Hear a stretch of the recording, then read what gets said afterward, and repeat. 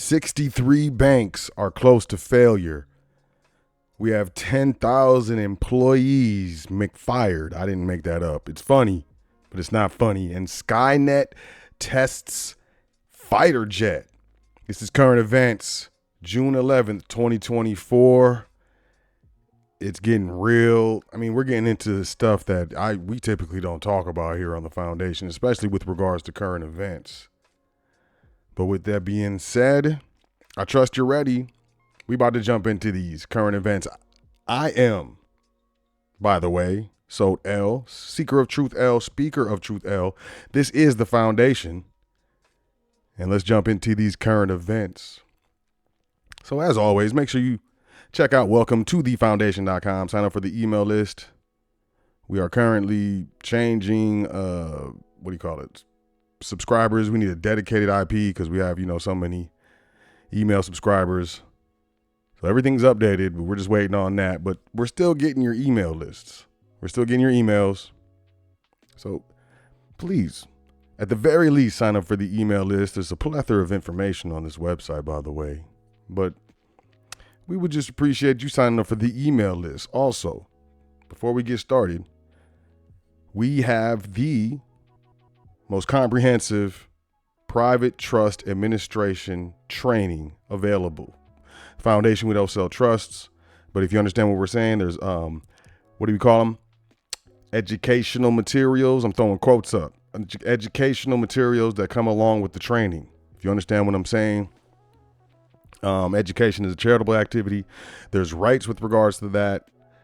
That's all I'll say. But I will say that, you're looking to administer a trust, you're looking to understand why you need to administer trust, and you're looking to learn trust administration in a specific capacity that will allow you to pass it on to your heirs. This is the training for you. Link in the description. Easy, step by step. Learn at your own pace. No tests, no deadlines. Feel free. Link in the description. We got people sign up for this, man. That's some luxurious dance. People love it. They love it. So shout out to you if you are investing in your private education. Also, would you like to start a business? You never thought you knew how, couldn't do it. I can't really help you with believing in yourself. Although you should believe in yourself because you're luxurious. You're amazing. You're dope. But what I can help you with is, the step-by-step process on how to start your business. Very, very affordable.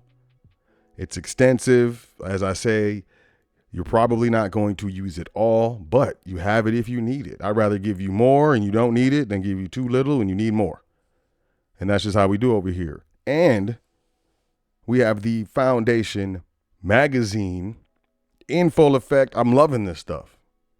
I really am. I'm loving, being able to hold them, read it, see the information that we're giving out to the, to the people, to the family.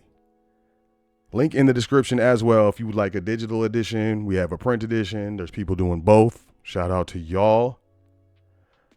But, real quick, let's jump into these current events. And I just want to say this real quick. This is the Bank for International Settlements. They do working papers. Yeah. Bottom line, they push policy. What I want to get into is this is not, this is a current event as well. Even though this came out in 2020, you can see that. But listen, what share of gold on the interaction of gold and foreign exchange reserve returns? And if you want, I could do maybe a more in-depth segment on this, the implications of this and what it exactly means. But Bank of International Settlement Bank of International Settlement working papers are written by members of the Monetary and Economic Department of the Bank of International Settlements, and from time to time by other economists, and are published by the bank. The papers are on subjects of topical interest and are technical in character. Yeah. Anyways, check out the abstract. Almost 5 decades after the collapse of the Bretton Woods system, gold continues to form an important share of global foreign exchange reserves. This may be because gold has traditionally offered reserve managers many benefits, such as the absence of default risk, counterparty risk is what I would say. This paper explores whether these large investment shares in gold are also justified from a risk return standpoint, or whether any other explanations have to be brought to bear. To do this, we go beyond the simple application of portfolio optimization techniques, comprehensively analyzing all possible long-only combinations of gold and representative fixed income reserve portfolios. We conclude that the market risk associated with gold is substantial when evaluated against a broad range of criteria such as mitigating portfolio volatility, tail risk, the probability of loss, and measures of diversification. This will tend to limit overall allocations. Nonetheless, for portfolios with higher sensitivity to interest rates, duration, and for reserve managers who measure their returns in a non-reserve currency, we find evidence that gold may function as a hedge, making it easier to justify sizable gold holdings from a purely quantitative standpoint or quantitative. What does that mean? Central banks are buying gold crazy.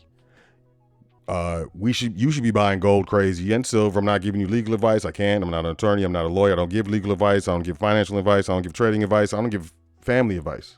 I don't even give a relationship advice. But this is something to pay attention to. Just a little, quick little heads up. CNN, the hidden costs of owning a home are surging for Americans. The price of owning a home is rising rapidly, and we're not just talking about mortgage payments. U.S. homeowners are now paying an average of $18,118 a year on property taxes, homeowners insurance, maintenance, energy, and various other expenses linked to owning a home. This is according to a new study by Bankrate. That's nearly the cost to buy a used car and represents a 26% increase from 4 years ago when it cost $14,428 annually to own and maintain a home. All of these variable expenses are on top of the fixed cost of a mortgage, including property taxes, homeowners insurance, energy costs, internet, cable bills, and home maintenance. I trust you're not paying cable bills. I trust that you're using the internet as you should. Y'all can get like a mini PC. Just make sure that it has like a good processor and some RAM, random access memory. You can get a mini PC and plug that into your TV. And it works wonders. It's like, what? Why did I do this sooner? So hopefully you're not paying cable bills, because that's many Americans would like to buy a home but have been unable to because home prices have spiked to record highs and mortgage rates remain elevated. The housing market is historically unaffordable, but even the ones fortunate enough to have bought a home over the past few years are grappling with sticker shock over the cost of maintaining it. The per month cost of owning and maintaining a home has gone from $1,200 a month in 2020 to $1,510 a month in 2024. Not looking good. Not going to get better. Stock market crash. Expert warns. Recession signals flashing red. I got this from the Business Insider. It looks like this because I did the, what do you call it? This is the reader view. You see that, you see what they're doing? You see what they're doing. But if you do this sometimes, you know what I mean? Then you can read articles. Sometimes they get it. They get it. Like, I had it earlier, but now that I try it, they caught me. Let me try to refresh this real quick. But it's really about the headline, isn't it? Equity investors should be worried. A renowned market bear who called the .com bubble warns recession signals are flashing red, threatening to catch investors off guard and sink stocks at least 30%. That's not one of them jamborees, you know what I mean? And, after bubbles pop, they're usually, there are usually depressions, not recessions. Depressions. But don't believe me, I could be crazy. Higher interest rates have created 63 problem banks and $517 billion in unrealized losses, says the FDIC. Is it insured, FDIC? Is it insured? More than a year after the downfall of Silicon Valley Bank, higher interest rates are still putting pressure on the U.S. banking system. According to the Federal Deposit Insurance Corporation's first quarter report, the U.S. banking system is sitting on a collective $517 billion in unrealized losses and has 63 problem banks.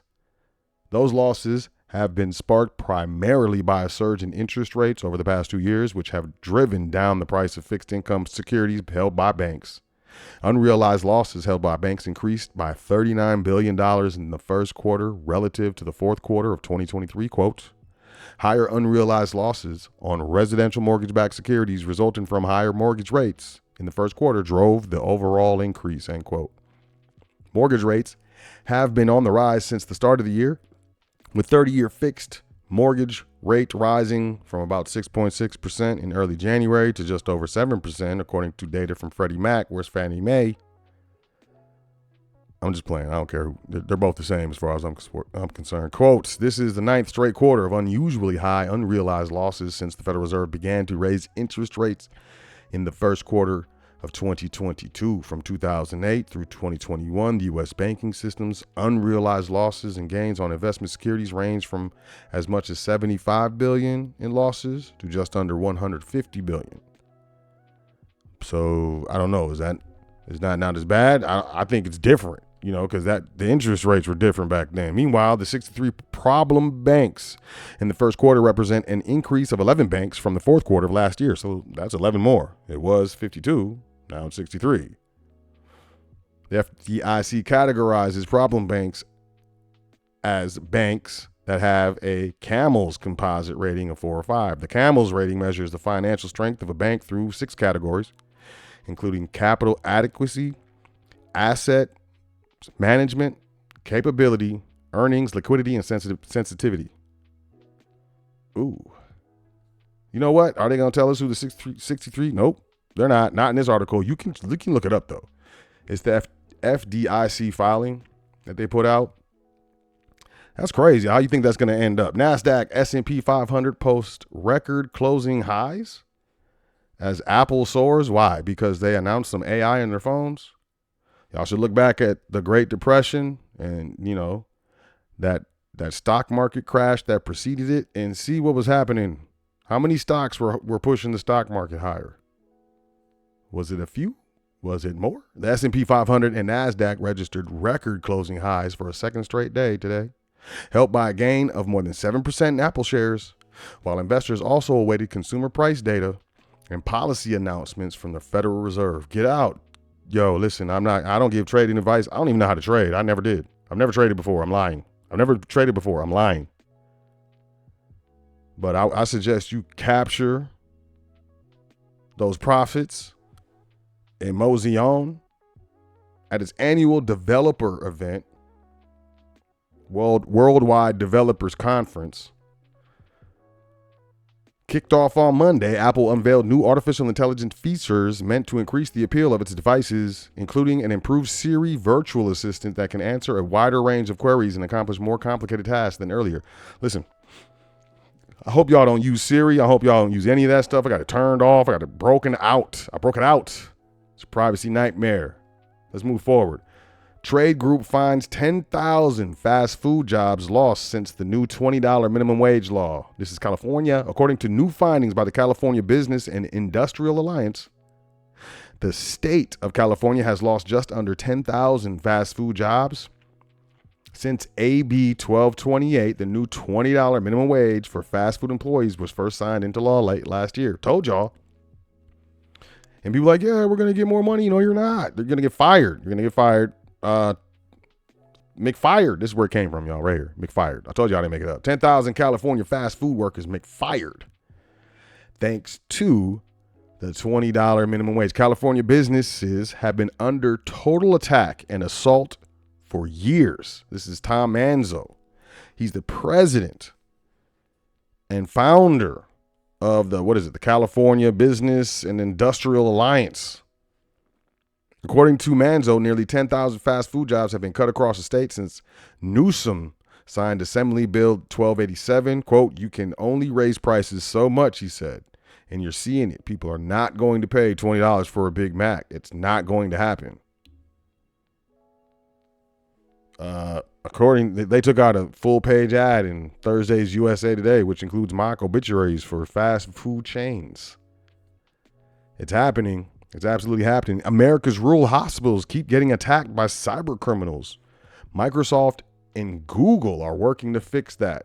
You're going to see more hacks. Remember, I be telling y'all, been saying this listen, Microsoft and Google will offer free or discounted cybersecurity services to rural hospitals across the United States to make them less vulnerable to cyber attacks that have disrupted patient care and threatened lives, the White House and those tech firms said yesterday. Microsoft said in a statement to CNN that it would provide free security updates after you got hacked. What does that matter? I'm already hacked, man. What am I going to do? Google will provide free cybersecurity advice to rural hospitals. Oh, yeah, here's our advice. Buy this Google product for $10,000 a year. Oh, that's how much the cyber attack was? Oh, we had nothing to do with that. Moving forward, CNBC homebuyers take on a lot more than a mortgage payment. Expert says hitting cost average $18,000 a year. We touched on that. Global growth is stabilizing, but at a weak level. They're basically saying global growth is stabilizing since the panorama, but it's not at the same level. 80% of the world population will experience slower growth than in pre-poke days, man. I'm sorry, the decade. According to the World Bank's latest Global Economic Prospects report, global growth is projected to hold steady at 2.6% in 2024, before edging up to an average of 2.7% in 2025 to 26. Overall, developing economies are projected to grow 4% on average over 2024-25, slightly slower than in 2023. So basically, growth has stagnated, and not necessarily stagnated. Let me use a more of a correct term. It has reduced, and some would say significantly, over the entire world. The entire world. U.S. bars imports from China footwear, seafood, aluminum furs over Uyghur labor. I think, don't they make Nikes in China, y'all? You better go get your Jordans. The U.S. has added 3 more companies to a list that bars imports from firms allegedly involved with Uyghur forced labor in China, according to a U.S. government notice posted online today. The latest targets include shoe manufacturer Dongguan Oasis Shoes Company, electrolytic, my bad, I said electrolytic aluminum maker Xinjiang Shenhua Coal, I be trying, y'all, and electricity company and food processor Shandong Meijia Group Company, also known as Rizhao Meijia. I be trying, y'all. Hey, listen, if you a Chinese national, if you're from China, how did I do? I hope out of 10, that was a 5. And I'm being serious. The notice from the U.S. Department of Homeland Security. Quote, through these actions, DHS is increasing its focus on seafood, aluminum, and shoes sectors that play an important role in Xinjiang's economy and ensuring goods made with forced labor are kept out of the U.S. market. Now, yeah, forced labor is all bad. It's absolutely all bad. 100% all bad. 100%. I don't know if this has to do with forced labor, though. You know, the trade wars have been going on for years. Do your research. Check this out. Defense One. So this is a defensive site. I had to find this, man. AI-powered F-16 impresses ride along. Staff sergeant or something in a dogfight. I don't know what a CCAF is, but, you know, secretary. My bad. After riding in the front seat of an F-16 fighter jet controlled by artificial intelligence, Air Force Secretary Frank Kendall said he can see a future where AI agents will fly in war and will do it better than humans. Computers don't get tired. They don't get scared. They're relentless. It's easy to see a situation where they're going to be able to do this job, generally speaking, better than humans can do.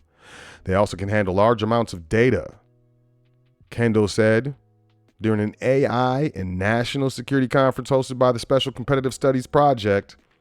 The secretary spent an hour in an X-62A Vista, an F-16 fighter jet modified to test and train artificial intelligence software on May 2nd at Edwards Air Force Base in California, flying in various combat scenarios. At one point during the flight, Kendall said the machine-guided F-16 was chasing a crewed one in a circle. Each pilot was trying to fly the airplane better than the other to get into a position where they could launch a missile. The automated jet was up against a very good pilot with 2,000 to 3,000 hours of experience, and the contest was roughly even. But if the AI agent had gone up against a pilot with less experience, the human would have lost, he said. There are just inherent limitations on human beings, and when we can build machines that can do these jobs better than people can do them, the machines are going to do the job, end quote. Yo, what? If we... all right, man. I understand what he meant, but yo, bottom line is artificial intelligence in fighter jets, man. Nothing can go wrong with that at all. Don't worry. Don't even worry. I held the future of data storage in my hands and it couldn't look weirder. 2024 could be the year DNA storage goes mainstream. DNA storage. Don't underestimate the impact of DNA storage is the future of data storage, and it can't be otherwise given the current rate of growth of global data production. New use cases like generative AI and how much power associated with producing and storing bytes. French startup BioMemory became the first company to ship a DNA storage device to the general public with an initial launch sticker price of €1,000 and a capacity of 1 kilobytes. This is more than a proof of concept. The card I receive is already loaded with a read-only message. Faster, higher, stronger together, the motto at the Modern Age Olympics. What? This new exciting medium, they're storing stuff on DNA, yo. Look, this is it. So if this could come into the public, what if it's already been done? That's what I wonder. You know, what has already been done? Last but not least, United Airlines starts serving passengers personalized ads on seatback screens. How are they serving you personalized ads? How? Through your phone, maybe? The carrier said it launched a media platform to serve travelers personalized advertisements on seatback screens and in its app, among other platforms. The platform is the latest example of airlines trying to drum up new lines of revenue and leverage their lucrative loyalty programs. Delta Airlines said in early 2023 that it would start offering free Wi-Fi to customers if they were registered members of its SkyMiles frequent flyer program. I don't want ads. Listen, I don't even like when I drive down the road or the highway, the freeway, whatever, you know, and then the billboards, I make it a point to not look at those. It's an invasion. I'm not trying to see advertisements just because I'm driving down a freeway, man. But I understand this is commerce. This is how it works, right? But still, I don't want to see ads when I'm flying on planes, man. I don't. And that's it for current events, y'all. I trust that y'all learned something. I trust you enjoy yourself. Have a great day. Take care of yourself. Make sure you say 10 things that you're thankful for before you go to night. Wow. Go to sleep tonight and every night. It's very important. Check out our links in our description. I'll catch y'all tomorrow. Peace, y'all.